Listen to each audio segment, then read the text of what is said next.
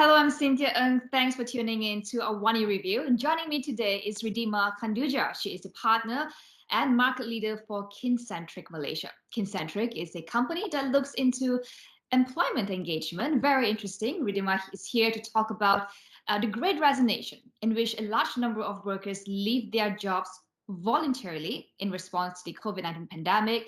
Some may call the Great Resignation as talent uprising. So, Ridhima, first of all, thank you so much for making time to talk to me. Pleasure. Can I start with asking you, why are people leaving their jobs voluntarily in the middle of a pandemic? I think it's that moment. It's just been in the bottle for too long. I think it's just that. And what's interesting is while people are calling it as a great resignation, the question is where are people going?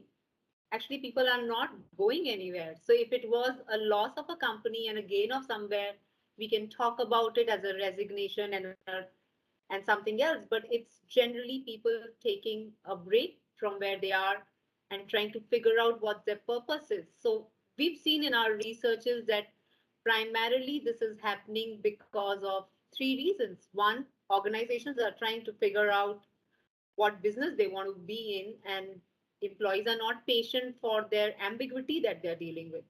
Second, it's just being too much. So wellness is a big issue that we see employees constantly reflecting upon. Is it really worth staying in an organization that's constantly about numbers and profits? So I think those are few reasons that we are seeing why people are reflecting on. And third, what's the purpose? I think there's been a lot of conversation of purpose of a job, what's in it for, what people are gaining as an individual is what people are thinking about. Absolutely. Pandemic has given us a lot of time to rethink not just our goals, our careers, and also work conditions. I'll get more to that later in the show. I want to bring this conversation closer to home, to Malaysia. Do you think that the Great Resignation or talent uprising has hit Malaysia? I would say that the numbers are showing, if not already hit, it will hit. One of the reasons why I say that is so Kincentric has been doing this employee engagement studies for over 60 years. And it's been long. We have a lot of longitudinal data that we've been seeing. What we see here is in Malaysia, it at one point at the peak of COVID, companies were really nice to their employees. Everybody was being protective as a stay at home. That was 2020, second, third quarters. And employee engagement was at highest best. It had a 10% improvement actually at a market level. But seeing 2021, now it's the first time we've gone even lower than our pre-pandemic days. So numbers have, so employee engagement scores are usually a factor that results into resignation. It predicts that people will resign because the sentiments are already there. And I can tell you, this is what we call as a season of employee engagement. A lot of companies track it. And in this season, in last 4 weeks, I've presented to over, I think at least 14, 15 companies. And out of that, only now I can say two. Yesterday I said one because I presented now two. Two companies have improved their employee engagement score. Every other company has seen a dip. Hmm. That is quite worrying, Yeah. especially when you mentioned that people are leaving their jobs voluntarily, but they are not going to a new job. So, what does it mean to the labor market? If you can bring it back to Malaysia, what will we see in the coming months? I think what people would expect is flexibility. I think people need balance. People want to see that what kind of, if we were all okay working from home 2 years back when pandemic hit, what has gone so bad suddenly? Why everybody wants to go back to office? Why is the traffic at its pre-COVID days back? Why is there? So I think employees are expecting that empathy. People are expecting flexibility. If companies are willing to rethink their model of employment, to have an hybrid workplace, to see that you can work with the flexibility with mothers, with young employees, with elderly. trying to work from anywhere, then we're not going to lose this talent. Otherwise, this talent is going to look for alternate options and they might just leave the workforce. I think this Keep is it in very line with, dreadful. Yeah.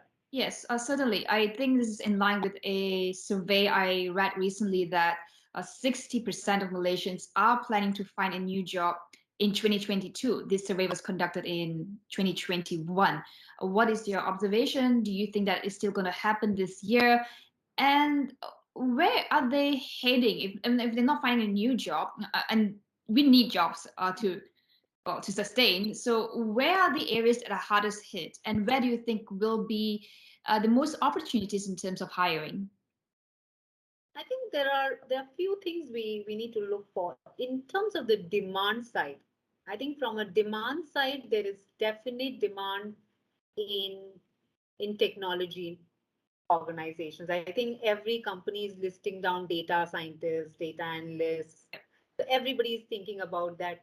But the loss of employment or the loss that you'll see is actually in early to mid careers.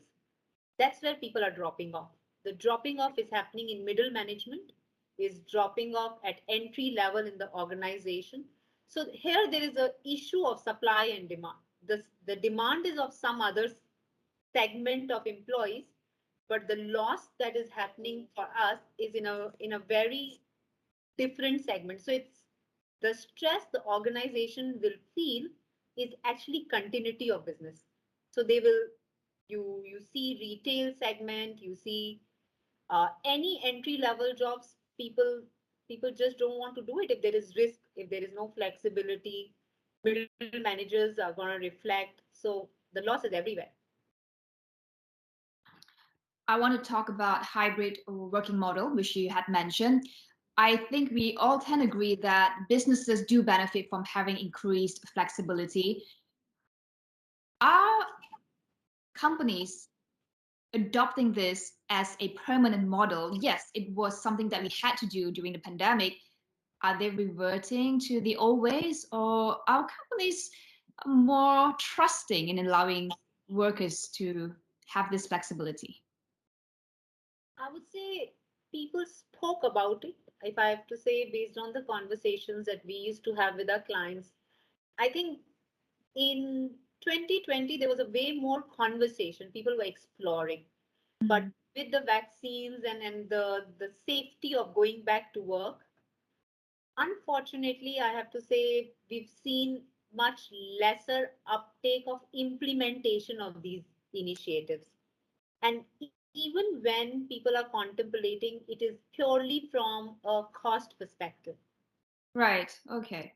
What they need to contemplate is if you are going to implement it, which there is a lot of advantage and there's a lot of demand for it, you need to look into three extra things besides cost. You need to look into employee experience because managing people virtually or in hybrid is not the same of when the employee is in front of you. How will you evaluate performance? How do you engage with Mhm. them? How do you create collaboration? So employee experiences have to be completely redefined. So there's a lot of work for HR and leaders. Second, you have to redefine your people processes. So what do you reward? Because you want to, it's what kind of behaviors is more, should I show up in camera, not show up? Is that a good behavior or a bad behavior? So a lot of recognition mechanisms, people practices have to be reevaluated. Third, leaders need to learn how to engage. One of the biggest predictor of engagement has been leadership communication. And in that, our leaders need to learn new skills on how to be inspiring, charming, motivating for our colleagues when they are giving the same messages virtually versus standing in a big hall when all lights and glitz can kind of take you around when you are in a big auditorium. So it's a new set of skill set leaders need to learn if they are going into hybrid mode. So it's a lot of work. Certainly. I think what it illustrates what we are talking about today is that you just can't throw money at a problem. It's a lot more about the feeling side. And this leads to my next question. How should employers rethink their relationship with workers, especially we have more young workers joining the workforce. Their aspirations, their expectations are very different from the previous cohorts like us. What can we understand about that, and how can we retain, how can retention be improved for Gen Zs especially? Yeah. I think based on, again, because I've been very lucky to have access to so much data and so much insights when we work with our clients, three things that I would say we definitely need to keep in check. One, I think the people joining the workforce now, and also because of COVID, every other segment in the organization talks about empathy and wellness. So we need to deliver on that. We can't just be talking about, like you say, cash. We just can't throw money and people will not stay or not join us either. So wellness and empathy is very important. And that cuts across. There is no boundaries for this. Second, I think when it comes to the younger workforce who are joining now, is there's a lot of element of purpose. So organization need to be responsible. They can't just talk about work hard, play hard. That doesn't work. Two things that we need to change our language on: this work hard, play hard, and second is work life integration. So there was such a topic that we all used, but now life integration is creeping into my personal time. I want that boundary. I don't want that integration anymore. That's what employees are asking for. So we need to recalibrate as our approach in engaging with people based on boundaries. And second is, as I said, purposeful organizations will do very well. That's why a lot of our clients who are more proactive are thinking about cultural transformations. They're genuinely thinking that to address to this organization, I need to change every part of mine. And that's proactive, that you change before it hits you back. So culture, yeah, sorry, go ahead. I want to talk more about work-life balance versus work-life integration. For years, we have talked about balance, and now the conversation is creeping more into integration. Yeah. Most companies view work and personal life as a zero-sum game, but there are only so many hours in the day. So what is a better approach here when the lines are increasingly blurry? I would say I will take you through a three-step journey in this. I think pre 2017, there was all conversation of work life balance. 2017, 2018 onwards till pre COVID, every proactive organization was saying, no, it's about work life integration. That means that you can find your time wherever they are, and you have the flexibility to work from home, or you don't, people have started saying, or the minimum hours you stay at office is 7 hours, rest is up to you, which was great when we still had the boundaries of traveling in and out of office. What COVID did was is actually a repercussion of work life integration. Now this work life integration in COVID has taken over life. Now employees are struggling to re-establish that boundary, and so now is actually not a good time to talk about work life integration, because it's we are just not trained to define that 7 p.m. I want to take a break. People are texting all the time. You feel obliged because you were not going out to be responsive to it. And managers had expected that, where are you going? You're at home, right? So why not? So why can't I have a call at 10 p.m.? Because you are at home. So the definition of work-life integration now needs to go back and say, no, I need boundaries. Okay. And managers and employees both managers need to instill boundaries and respect boundaries, and employees need to learn to establish that boundaries. I think I can very relate to that because I'm in that middle management where I expect certain things from the employees. At the same time, I also understand the expectations of me as well. Let's talk about, we talk so much about why people are leaving. Can you tell us about what makes employees stay in a company? Yeah. I think one thing that went really well and why people are staying is actually was always seen as a problem statement. People are continuing to stay for managers. I think managers really stepped up. Organizations became tougher, but managers somehow, the humane angle woke up. Like you say, you are in the middle manager, you can relate when your employee needs or is not feeling at its best. And managers did a good job in the last 2 years. All data tells us they were way more empathetic than they used to be. They are way more understanding, and there's a sense of concern that they demonstrated, which employees are really acknowledging of. So, managers are still the core of the organization, and they did the things right. We need to keep at it, and people will stay for that. I think what people are now asking for, if we have to step up and continue to engage them well, would be just two things. One, I would say having empathy and helping them to, I might be repeating myself, but it's important to establish that wellness and empathy because it is the biggest demand. And second is senior leadership clarity and vision.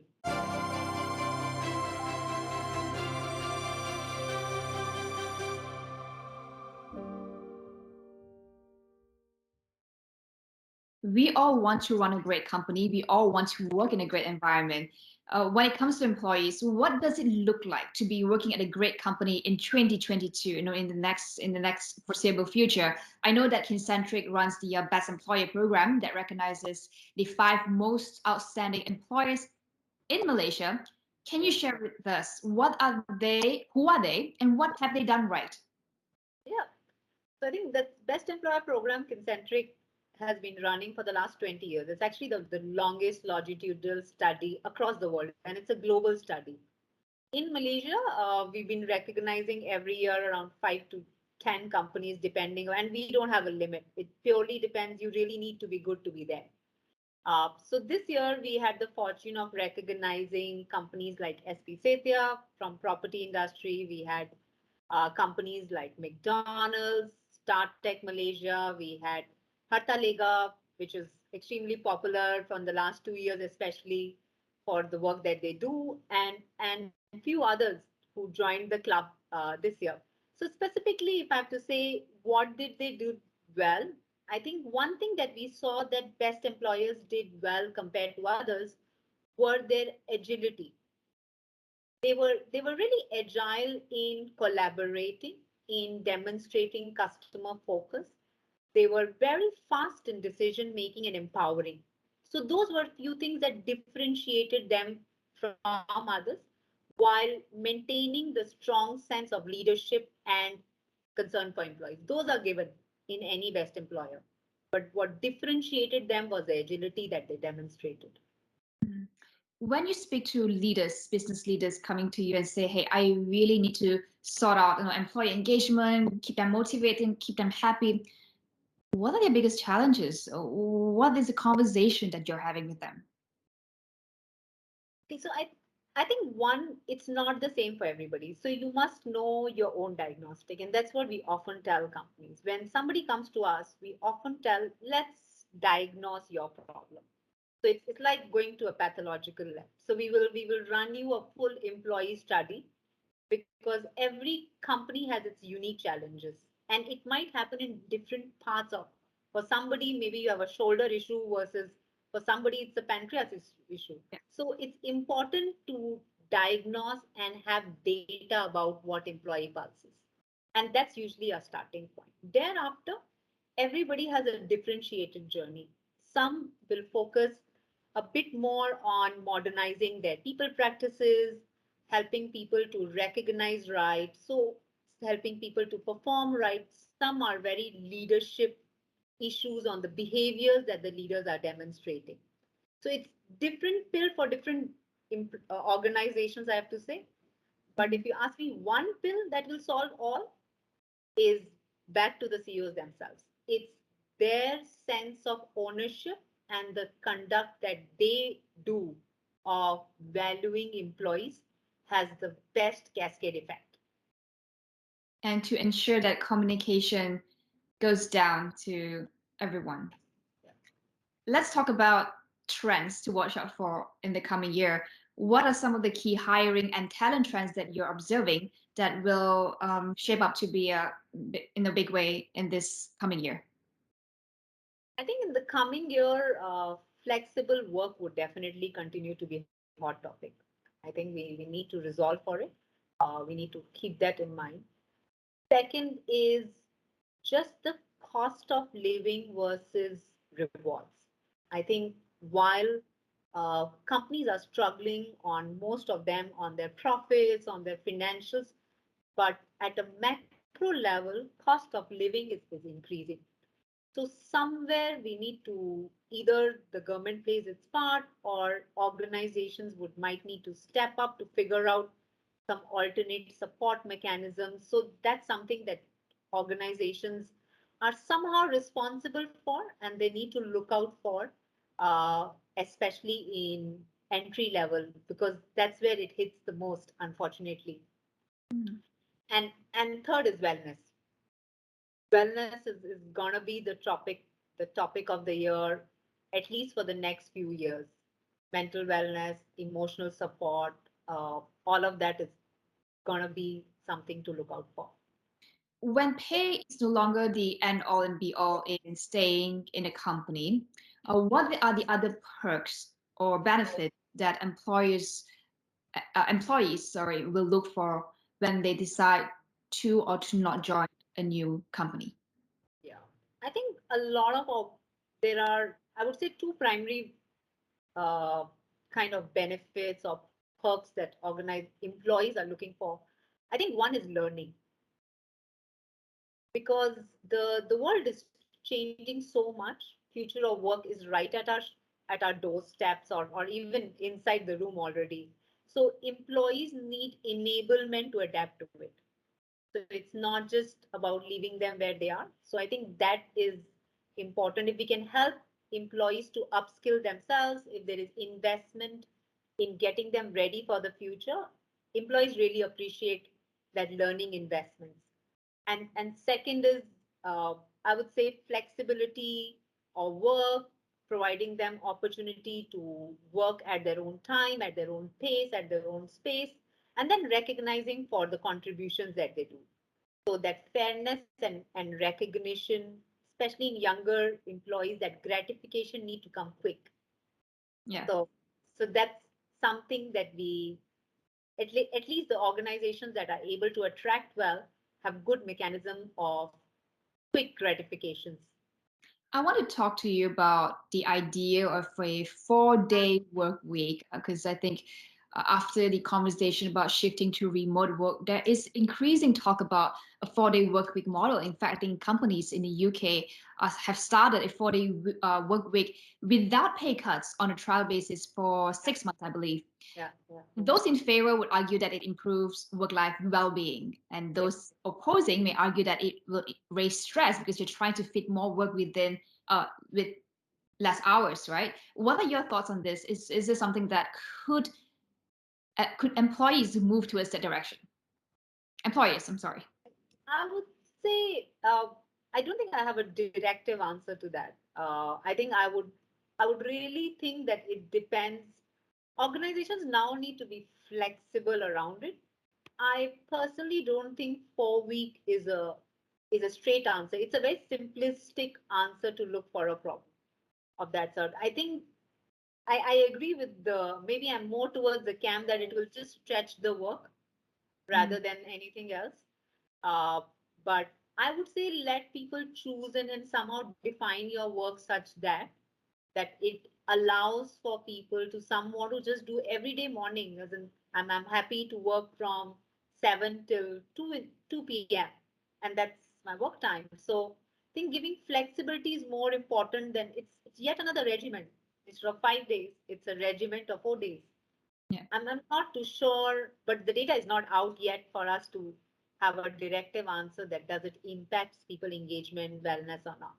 Well, I speak to us when once you have that data. absolutely.